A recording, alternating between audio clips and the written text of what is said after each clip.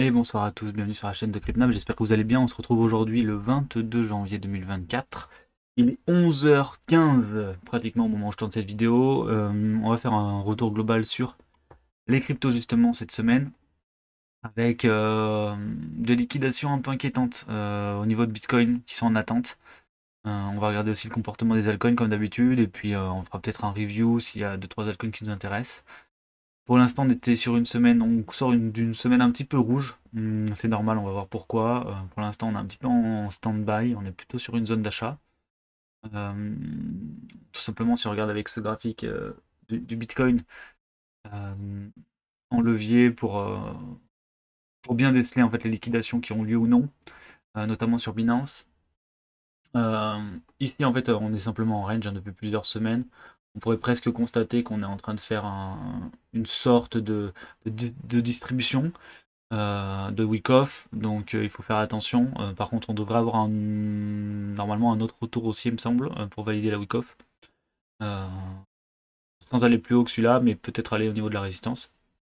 En tout cas, cette semaine, c'est assez logique ce qui s'est passé, la semaine dernière, je veux dire. Pourquoi? Ben, tout simplement, on a eu cassure, on a eu réintégration du range, d'accord, ici. Avec la réintégration du range, ben, la target en général, c'est le support opposé. C'est exactement ce qui s'est passé ici, on est revenu chercher le support.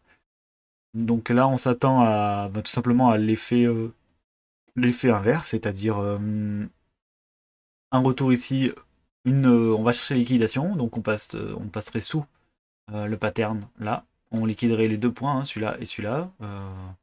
Ce point-là, au niveau des 42 231 ayant été liquidé précédemment, mais en fait c'est surtout celui-là qu'il faut venir liquider. Et une fois qu'on est là-dessous, ben, chercher un retour avec une réintégration, et si on a réintégration, on viendra chercher la résistance qui est juste là. D'accord? Par contre, si on fait un pattern comme ça et que en fait on rejette, dans ce cas-là, on ira voir plus bas, sachant que le prochain support est au niveau des 38 000 $. Pourquoi je suis assez inquiet? Ben, parce qu'on est sur support, et pour l'instant, on va essayer de regarder un petit peu l'order flow. Il n'est pas facile à très court terme, puisque on voit quand même que la majorité des mecs qui avaient shorté sont sortis, voilà, sont clairement sortis du scénario. On est un... Ce qui est bien, c'est qu'on a arrêté notre sentiment bullish, d'accord? Depuis qu'on a réintégré. Regardez les spreads en bas, en fait, vous voyez, on est monté. Au niveau des... Quand on est monté aux 36 000, on a commencé à avoir un sentiment bullish au niveau des spreads. Euh, et juste avant le push, ben, qu'est-ce qui s'est passé? Sentiment bearish. Donc on a dû avoir des shorters qui se mettaient en position, etc. Boum, réhausse du prix. Ok. Et là tout de suite, retour positif de la mentalité. Et là depuis, on est un petit peu en dents de scie, suite à, en fait à l'annonce de la Fed, avec de la SEC, pardon, avec l'autorisation des ETF. Euh, on a voulu faire un espèce de sortie qui a fait un peu de bullish et boum, tout de suite on a puni. Pour l'instant, on a un sentiment bearish qui refait surface, donc c'est bien, il faudrait qu'il s'accentue un petit peu. Et pour s'accentuer, ben, potentiellement une installation sous support peut aider, hein, tout simplement.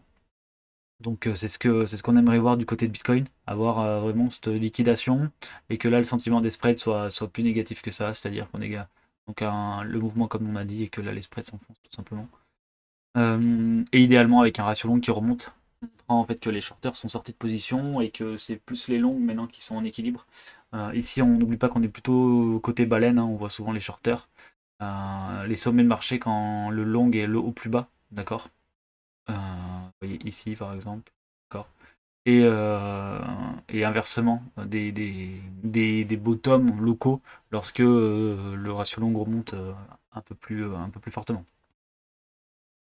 Niveau des altcoins, bon, y a pas mal de FOMO, ça n'a pas trop changé, sauf quand il y a eu justement l'annonce ici, hein. Lorsque ici on a liquidé en fait assez sévèrement les altcoins sur cette grande mèche qui est venue juste jusqu'en dessous justement des points dont on parlait juste avant. Cette liquidation, euh, il n'y a plus trop de mouvement en fait depuis qu'on a liquidé qu'on a fait ce mouvement de liquidation. Par contre, on a encore quand même pas mal de positions ouvertes. On parle de 9 milliards, donc on est quasiment comme au bottom de 2021 toujours. Pardon pour le bruit. Euh, donc on est assez élevé. Par contre, ce qui est bien, c'est que voilà, le funding a commencé à dégrossir, hein, parce que là, il était quand même très positif, donc très bullish pour, enfin très bullish. Les gens étaient bullish sur les altcoins, ce qui a impliqué la mèche rouge qu'on connaît. Donc voilà, avoir un petit retour dans les fundings négatifs, ça peut être quand même très intéressant, montrant un petit peu que on a une sorte d'inquiétude sur les alts. Alors est-ce qu'il faudra passer sous les creux? C'est possible, hein, pour avoir cet esprit bearish qui s'installe et qui pourrait nous permettre d'avoir un retour haussier par la suite. Hein, pour rappel, le retour haussier viserait la résistance voilà, entre les 40 000 et 45 000 dollars.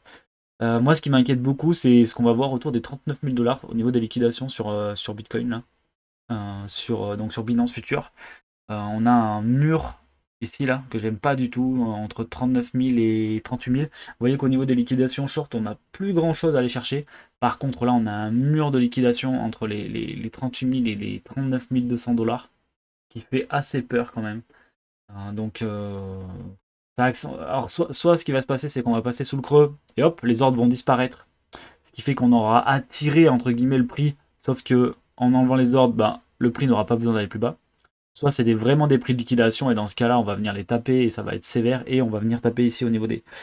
Bah, entre voilà, les 39 100, comme je l'ai dit, et les 38 500, grosso modo. Et donc, ça, c'est. Voilà, faut faire attention. Soit c'est fait pour attirer le prix, passer sous les creux, après il l'enlève, hop, manipulation de marché, on remonte. Soit ils vont se faire liquider un peu sévère parce qu'il n'y a rien à liquider au-dessus, alors que là il y a un mur, à liquider au niveau des longues sur Bitcoin et ça pardonnerait pas. J'ai pas regardé si on a autre chose que peut-être regarder sur Bybit, si on a un mur similaire peut-être, juste pour avoir une comparaison. Donc oui, je me mets toujours en futur, hein, parce que sinon on n'a pas de liquidation sur le spot. Hein. Voilà, donc on a très peu de data à première vue. Bybit. Ouais, très peu de data sur Bybit. Hélas. Donc bon, pas très intéressant ces data Bybit. On voit quand même qu'on vient chercher souvent les grosses zones, hein, ou qu'elles servent de support. À voir en tout cas. Ça ne m'étonnerait pas qu'on aille sous ce creux, hein, clairement. Parce qu'il paraît tellement évident qu'on a envie d'aller dessous. La vraie question, c'est est-ce qu'on aura bien cette réaction? Et je pense que ça dépendra pas mal de Binance, des liquidations sur Binance qu'on a vu au niveau des 38 000 dollars. Je suis en train d'essayer de la recharger, mais ça ne marche pas. Tac, on va se mettre sur Bitcoin. Voilà. Donc faire attention de ce côté-là. Côté altcoin, bah, je l'ai dit, le FOMO n'est pas parti, il s'est calmé quand même, d'accord. On peut regarder ETH-BTC par exemple, justement en daily, même weekly, où on a eu une belle réaction sur support, ici, d'accord, donc sur la paire ETH-BTC. Pourquoi regarder cette paire? Bah, tout simplement, ETH-BTC, quand ETH performe, ça veut dire que les altcoins vont certainement performer, hein, par rapport à Bitcoin. Donc on peut parler souvent d'un début d'alt-season, voire une alt-season. Donc vous voyez, ça serait quand même assez bullish d'avoir, disons que ça concorderait bien, d'avoir une réaction de Bitcoin sur son support. D'accord, je vais mettre en 3 jours, en daily. D'avoir une réaction de Bitcoin sur son support là, d'accord, et d'avoir un retour à la résistance, ça permettrait peut-être de monter doucement, et qu'à contrario, Ether monte un peu plus fortement, et que du coup, Ether performe plus que Bitcoin, et qu'on ait un retour sur la résistance, et ce retour à la résistance entraînerait voilà, une altcoin season, donc avec beaucoup d'altcoins qui performeraient. Bon, pour l'instant, c'est pas le cas du tout, hein. Mais voilà, c'est un scénario grandement envisageable. C'est juste, j'ai cette crainte. Après, on pourrait très bien aller liquider là et repartir, hein, peut-être. Hein. Ça dépendra un petit peu du sentiment de marché quand on arrivera là. Mais ça serait, on n'est pas, je suis pas étonné d'avoir voilà, des phases baissières comme ça dans une hausse dans laquelle on est. Hein. Ok. Alors, si on continue, bah, on va peut-être regarder justement Ether, graphique, vous voyez. Donc là, ce qui est intéressant, c'est qu'il a fait sa poussée. On va se mettre en mot-clé. Il a fait sa poussée dernièrement, bah, vu qu'il a repris sur Bitcoin en plus. Là, vous voyez, c'est cette grande bougie verte. Et là, il est en train de valider cette zone. La question, c'est est-ce qu'il va valider ou est-ce qu'il va faire, bah, comme Bitcoin, un espèce de scénario de week-off en distribution. Si on se met en daily, on la verra mieux. Voilà, et peut-être qu'on aura un retour haussier pour gratter de liquidité, tac, et après on aura un week-off et on retombera. Pour rappel, voilà, la grosse mèche violette, c'est celle qui fait support pardon, depuis déjà 2020. Donc voilà, c'est une zone que j'observe moi pour recommencer à DCA quand on reviendra, si jamais on revient dans cette zone-là, pour recommencer à acheter niveau Ether. Il n'y a pas grand chose d'autre à dire, les altcoins, il n'y a pas des grosses performances. Là, c'est juste pour regarder un peu ce qui se passe au niveau des deux ETF. Vous voyez, il a été largement vendu à la sortie, l'ETF, comme souvent, là, en fait, on dirait une mèche de listing classique d'une altcoin sur un exchange, bah, c'est quasiment pareil. On a foutu Bitcoin sur les ETF et voilà, il y a eu pas mal de ventes ces derniers temps. Donc forcément, il y a eu une poussée vers le bas du Bitcoin. On est en bas de range maintenant. On va voir s'il y a la réaction qui arrive. Voilà, pas grand chose à dire sur les alts. Il y a pas mal d'airdrop en ce moment autour de l'écosystème Atom. Donc c'est à surveiller quand même. Il a l'air d'être. On va se mettre en weekly. Il a l'air quand même, Atom, d'être résilient. Hein. On voit quand même qu'il a une zone, on va dire, autour des 6 $, qui est une zone d'achat presque à l'aveugle à faire. Vous voyez, au niveau de ses supports, c'est ce W là qui est défendu, il a été déjà défendu 3 fois. Donc si on a un retour, on aura sûrement une défense encore à ce niveau-là. Peut-être même avant, au niveau des 7,50 $. Mais voilà, énormément d'airdrop autour d'Atom et du TIA, notamment les holders de TIA qui ont pu largement profiter du stacking. Avec une sacrée performance pour ceux qui ont gardé en plus des TIA à vendre, donc tant mieux pour eux. Et donc là, voilà, beaucoup de farming d'airdrop, donc c'est plutôt gratuit. Hein, la plupart sont soit en testnet, soit avec des frais. On parle d'Atom sur du farming ou des choses comme ça, donc c'est des frais assez cool. Sur Solana, pareil, il y a pas mal de hype, mais bon, je pense que Solana va se terrer un peu là. Hein, on va se calmer, peut-être revenir aux 79 $ avec le trait ici et voir si on peut recaler un support. Sinon, le prochain support de Solana, il est plutôt au niveau des 45 $, d'accord? Donc 45, 47 $ si vous voulez. On va se mettre un petit trait. Hop. Allez, mais là, il est vraiment pas mal. Donc, à observer côté Solana, d'accord? Pour ceux qui veulent recharger, etc. Mais voilà, il y a pas mal d'airdrops voilà, à farmer en ce moment au niveau des écosystèmes, donc c'est ce qu'il faut regarder. Là, ce qu'on veut voir, c'est si on va bien avoir notre ETF, ETH season, c'est-à-dire que est-ce qu'on va avoir une trend autour de l'ETF Ether qui devrait sortir en mai.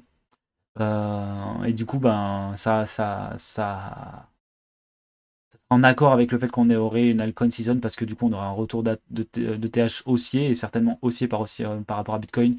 Du coup les altcoins devraient suivre dans ce sens-là, mais voilà, c'est toujours pareil, on n'a rien qui est sûr sur cet écosystème, donc il faut attendre et observer pour avoir cette validation. Voilà, donc pour cette semaine, à observer, c'est est-ce qu'on va casser, bon vous voyez on est encore en train de faire du rouge là, est-ce qu'on va casser ce support ou pas?